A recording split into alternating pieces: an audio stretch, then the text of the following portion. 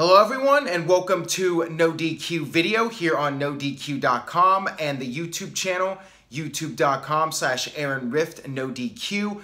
Before I get to your questions, you can see I'm wearing the NoDQ.com beanie. I would like to thank everyone that has purchased a beanie already. There are a few left, but it's almost sold out. If you would like to purchase one, send $20 PayPal to nodqmisc@gmail.com. And again, this is for United States residents only. However, I am considering ordering more and possibly doing international shipping some point in the future. But let me know. If there's the demand for it, I will produce more. Anyways, let's get down to your questions today. First one comes from Smurtaza A. Shah. Hey Aaron, what are your thoughts on Goldberg being rumored to win the Andre the Giant Memorial Battle Royal this year? Or the Dre. You could just say the Dre. I think they should just put a stipulation in it, like the winner gets a title shot to make it special. I think the returning Big Cass should win it, as you said on NoDQ 1000. What do you think? I would rather see Big Cass win it if Big Cass is able to return from injury by WrestleMania. He reportedly is back at the Performance Center and moving around on his own without assistance. That would be really cool if Big Cass showed up and won the whole thing. As far as Goldberg goes, I don't really feel it's necessary. I think Goldberg came back, had his run, and that was it. He's going into the Hall of Fame. I really don't see the need for him to come back and have another match. But one could argue that if Goldberg did show up and won the Dre, that would generate some mainstream publicity, and there is an Andre the Giant documentary that is going to be premiering shortly after WrestleMania 34. Goldberg showing up and winning would be an effective publicity stunt to get people talking about the Andre Battle Royal, or excuse me, the Andre documentary. They'll be talking about both, the Battle Royal and the documentary. Goldberg would make sense in that regard, but I feel like WWE could still push this Andre the Giant Battle Royal, not put it on the pre-show, actually make a big deal out of it this year and have somebody like Big Cass win it and actually have it mean something. I like that idea you mentioned where the Andre Battle Royal winner gets a title shot. Not just a title shot, but Universal title or WWE title at a future pay-per-view. So I think that's a great idea. Have the winner actually get something significant for winning and make the Andre Battle Royal something meaningful instead of just what it feels like it is, and that's a throwaway Battle Royal to get everybody on the show, so everybody gets their payday. This next one comes from Michael. Hey Aaron, your thoughts on WWE doing dual-branded pay-per-views? Maybe because of low ticket sales or financial decision? The reports out there right now state that WWE after WrestleMania 34 is planning to do all dual pay-per-views from this point forward.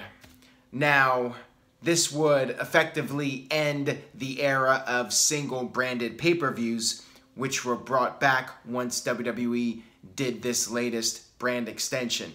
So is it a sign that WWE's already halfway giving up on this brand extension? That remains to be seen. I hope that's not the case. I have mixed feelings about it.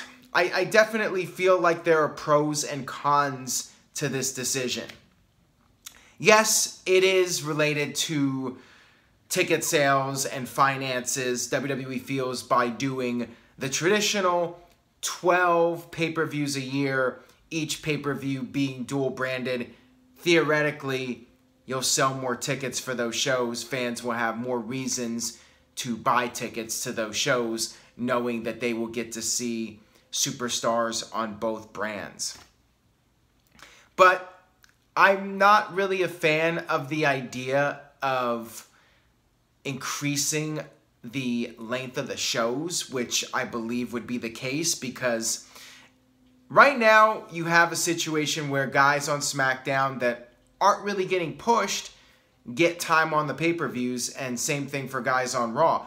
But if you do dual pay-per-views, nothing but dual pay-per-views, then you're going to have either a lot of guys lost in the shuffle, or WWE, to make up for it, is going to make the pay-per-views longer.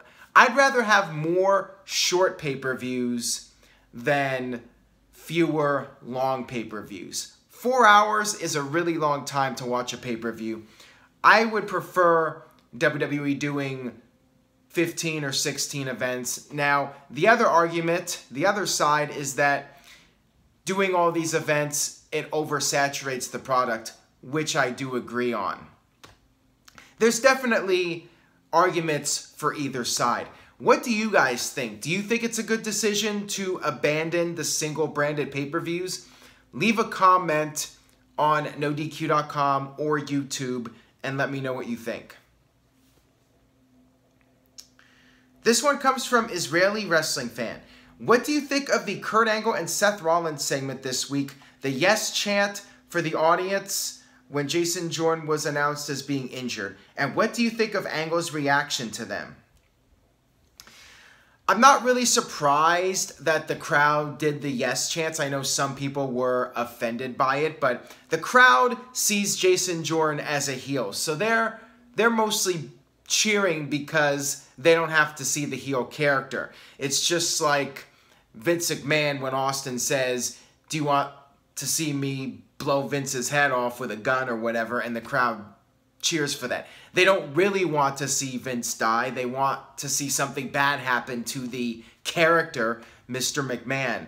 And that's how I feel the crowd reacted here, although it is a real injury.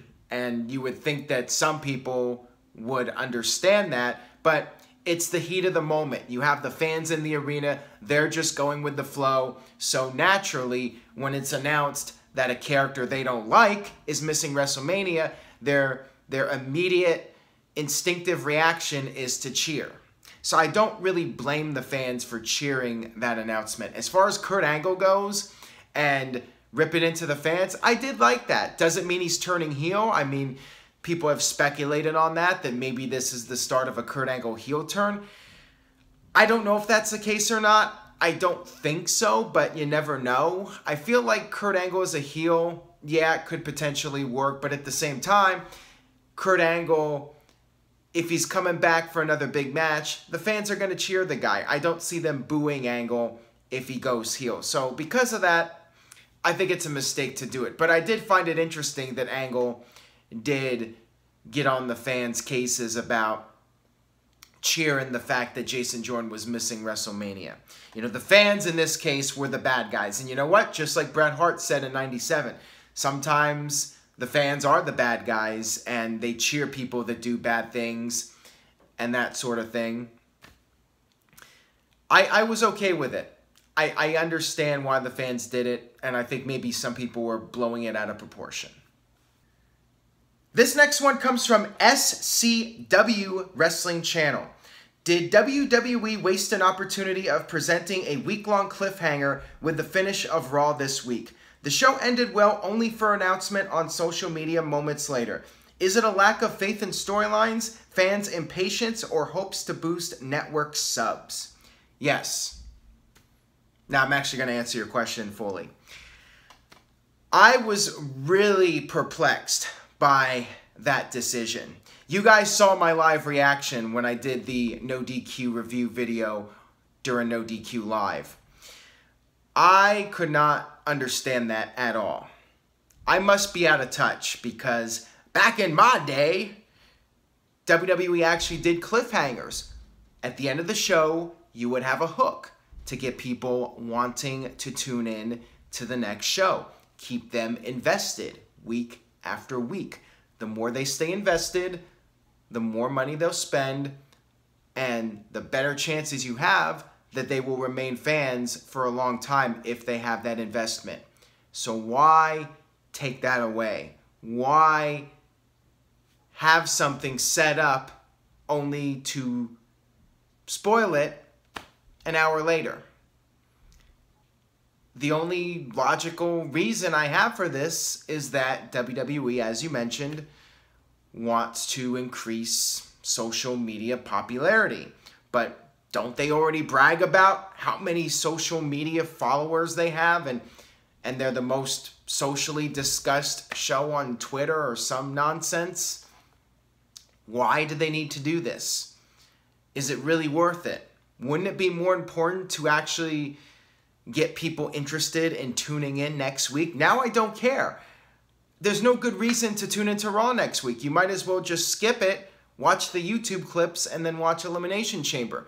There's no reason to tune in. WWE actually had a cliffhanger, and they blew it. It just, I am totally dumbfounded by it. I really don't get it. But you know what? I'm just a guy in Portland, Oregon, talking to a camera, giving my thoughts on it. WWE is a multi-million-dollar company ran by a billionaire. They know what they're doing better than I do. So, what do I know? I really don't know anything. This one comes from It's the Costanza. Hey Aaron, do you think it's time for SmackDown Live to have a complete reboot? Change everything from A to Z and its format? Yes. Now I'm actually going to answer your question too. I think both shows need a reboot. Not just SmackDown, but Raw as well. I feel like it's the same thing every single week, every single month, every single year. But again, this is just me repeating myself. I've said this in many videos. WWE needs to take their format and throw it away. Completely reimagine WWE and sports entertainment and do something completely new with it. The format of Raw, the camera angles, the format of the show with somebody coming out at the beginning and doing a 20-minute interview, and matches starting with one-on-one guys having a confrontation, and then it turns into a tag match, and all these little things that WWE does. It's basically been the same exact format since 1997 when Raw became Raw's War. The birth of the Titantron and the whole look of the show and the format of the show. Everything that we see today, WWE really got that format going in 97. So it's been over 20 years now where we haven't really seen any significant changes in the production and feel of the show. At the very least, I would like to see some new creative juices in WWE. Get some new people in there. Take some chances and shake things up. Try different lighting. Try different camera angles. Don't have text on the screen while a guy's cutting a live promo. That's not what I'm talking about when I say open the creative flow and the juices, have those all out there. Not in that particular case. I think we need some changes though, definitely, because I'm bored with it. And granted, not everyone is. There are a lot of people out there that love WWE and they think WWE is the greatest thing since sliced bread. Right now, 2018, there are people that will spend every penny they have on WWE. They will be thrilled just to go to a house show. That excites them. Just going to a live event and seeing guys wrestle. That pleases them. But for some of us, people like me and some of you watching this, you've been a fan for a long time and you've seen everything. I understand WWE wanting to stick to a formula and stick to what works. But is it really asking too much to try some different things? How much would it hurt the company? I don't think it would hurt to try some different things. At the least, nothing will change. But at the most, you could potentially reinvent the product and just completely take WWE to a whole new level of popularity that it hasn't seen since the Attitude Era. Does it really hurt to try? That's my question. This one comes from Future Shocker. Do you think a faction with Sanity, Bray Wyatt, Brother Nero, and Matt Hardy would be successful and a good way to debut Sanity, or would it be overkill? I think it would be a great idea if you had writers that could imagine it properly and tell a compelling story with those guys. Yes, there's a way you could do it and make it work. I'm not a writer though, so I really don't have the creative mindset to tell you how that could work. Maybe if I thought about it long enough, I could come up with something. I'm sure there are lots of creative people out there that could take these guys and do something really fun and interesting with them and make them all stars. No question about it. But with WWE's current writing team, I don't have much confidence in it. I really don't think WWE could make it work with the current people that are putting together the shows. I like the idea, but I don't think it'll work in WWE's world with the people in charge and the people writing the shows, unfortunately. This one comes from Walk with Rift. I like that username. Do the superstars know ahead of time that they are going to win the title? They seem genuinely surprised when they do win. Yeah, they do know. They're not going to be told when they walk into the ring, by the way, you're winning the title. They're actors. They go out there and they pretend. And when they win the title, they know they're winning the title. But the thing is, for some of these guys, it's seeing the moment actually unfold. You don't believe it until it actually happens. And for some of these guys, emotions do get the best of them because they've been spending years getting to that moment, becoming a world champion. And when it finally happens, it's a reality, and I think that's when it hits them.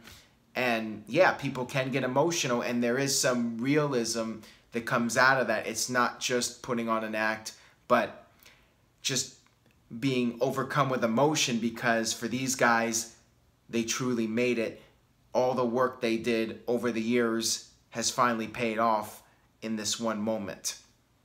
So that's what it's about. But yeah, these guys do know in advance. Sometimes not that far in advance. I mean, I've heard plans changing the weekend of a pay-per-view. It does happen. Plans can change on a moment's notice.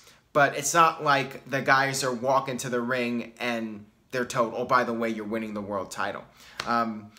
I don't recall that ever happening under those circumstances where a guy's literally going out there right behind the curtain and he's told, you're winning the title. I don't think that's ever happened. I mean, it might have, but I had never heard of any case like that. This one comes from Tommy. I heard a rumor that WWE might be doing a women's battle royal at WrestleMania and it going to be named the China Memorial Battle Royal or along those lines. Thoughts on that?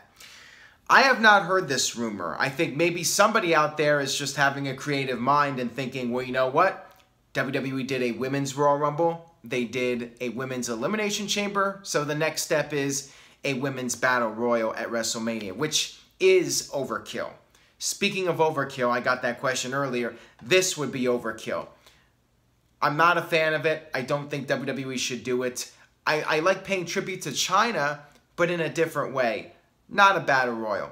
Maybe sometime down the line, do a battle royal for China or some other kind of match or tournament or any number of things where you could pay tribute to her. First things first, put China in the Hall of Fame. Then we can start talking about possible memorial matches for her. But the best thing WWE could do for China is to put her into the Hall of Fame. Do that, and then we can talk about the other stuff. This one comes from Kyle Allen.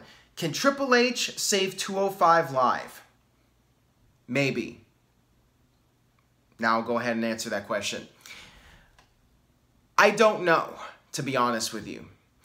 I feel like, on one hand, it's a good idea to know your audience, and the cruiserweight fans want to see cruiserweight action. Play to their strengths. That's cool.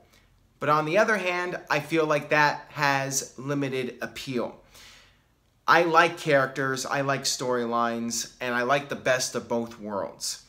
The problem with the cruiserweights right now is they're just guys having matches. And for some of you out there, that's great. That fulfills your wrestling needs. But for me and some other people, I need more. I like character development. The best thing Drew Gulak has ever done is cutting a promo like Enzo Amore. Not all of his matches. I don't care about his matches. I could not even remember a Drew Gulak match. The thing I remember about him is mimicking Enzo Amore. To me, that's the highlight of his career. That might be harsh. That might be a harsh thing to say, but that's how I feel. I feel like in the world of sports entertainment, there's a lot more to it than just wrestling. You have to have an entertaining character. You have to have compelling storylines. And there needs to be something to sink your teeth into when you're watching a match. Not just guys doing moves. You need a story behind it. You need a reason to care. That's just my take on it. Can Triple H save it? Who knows? Maybe he will, maybe he won't. Maybe the damage is already done to the 205 Live brand, where we've had so many changes, we've had guys walking out, that it's really hard to take it seriously now. And I feel like tournaments, the whole idea is oversaturated. I think that's a mistake, doing another tournament. But this is something I've said before. Time will tell if WWE can get the Cruiserweight division going again. I don't know if they can or not. I think we're just going to have to let it play out and see what happens. This one comes from Sean T. Flick. What do you think of Carmela cashing in at Elimination Chamber after Alexa Bliss retains the title? I'm not sure what WWE should do with Carmela at this point. If I was her character in the storyline, I would be cashing it in at WrestleMania. That seems to be the most logical place to cash it in. Anything after WrestleMania doesn't really make sense, and she's getting close to that one-year expiration date anyways. Either that or cash in when there's a really good opportunity. So potentially there could be an opportunity at Elimination Chamber. The thing is with Carmela, I don't feel like she really has the star power to be winning the women's title, especially right now with WrestleMania season kicking into high gear. You want to protect the people that you've been pushing strongly. People like Charlotte, people like Asuka, people like Alexa Bliss. So Carmela is a little bit of a distraction if you get her involved and have her actually beat someone. I don't know how I feel about that. On the other hand, I think she should successfully cash it in since Baron Corbin failed to cash in Money in the Bank. And I think it's important to have the Money in the Bank briefcase holders successfully cash in most of the time. I really don't think it's a good idea to have 2 failures in 1 year. That's just my opinion, though. I suppose WWE could get away with it, but I would rather see Carmela successfully cash in and keep the Money in the Bank contract, briefcase, whatever you want to call it, as prestigious as possible. That will wrap it up for this edition of NoDQ Video. Thank you all for your support. Again, pick up a NoDQ beanie, only a few left. PayPal $20 if you live in the United States to NoDQMISC@gmail.com. And I will see you guys next time for another edition of NoDQ Video.